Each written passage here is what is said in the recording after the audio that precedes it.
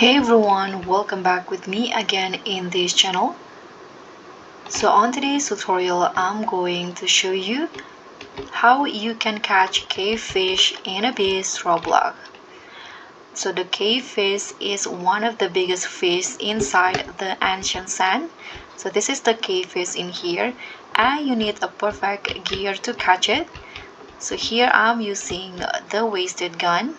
It not attack you, but it's heavy, so you need to shoot it again and again like this to successfully catch it.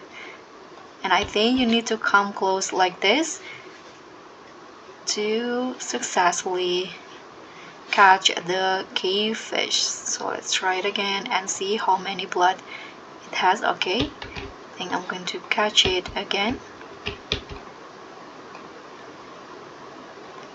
Let's try one more time.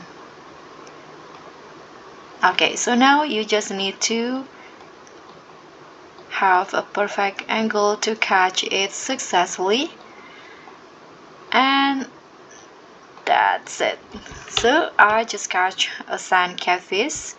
Thank you so much for watching. Don't forget to like, comment and subscribe, and also click on the thing. So I'll see you on the next one.